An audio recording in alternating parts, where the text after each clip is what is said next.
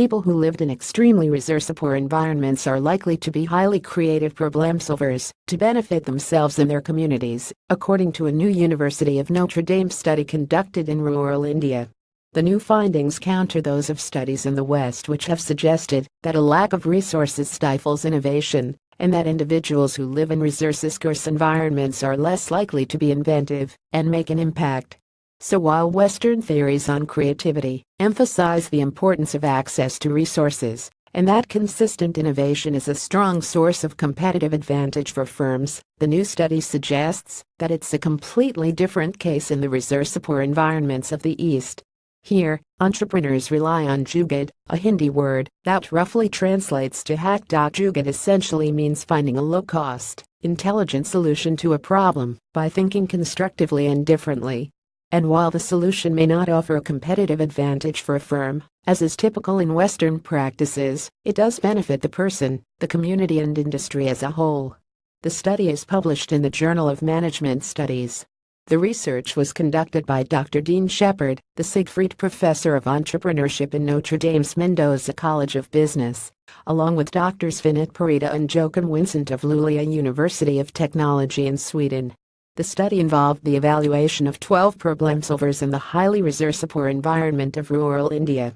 The researchers examined the impact of jugaad, which relies on assertive defiance, unwillingness to accept constraints, and how this trait resulted in frugal, quick-fix solutions. Dismissing this form of innovation because it does not benefit the single organization is to miss its larger impact, which is called inclusive growth, Shepard said, because it looks more broadly at who benefits. The benefit generation is more inclusive. It's a process of innovation that people in resource-poor environments can use to impact their lives and the lives of those in their community. They can be innovative by combining and recombining available resources into unique bundles, he said. For example, by using machinery parts for purposes for which they were not originally designed, and a process of trial and error until a problem is satisfactorily solved. For example, one innovator created a natural water cooler, which channels water through copper coils covered in cotton cloth continually moistened by a dripper. Evaporation of water from the cloth on the coils cools the water inside, making it suitable for use in schools, hospitals, and elsewhere. Another entrepreneur created an economical gas-based water pump that uses a moped engine to lift water, and rigged a lamp to a gas stove for use during power failures. These types of innovation are possible in any place or situation where people find themselves without resources, Shepard said.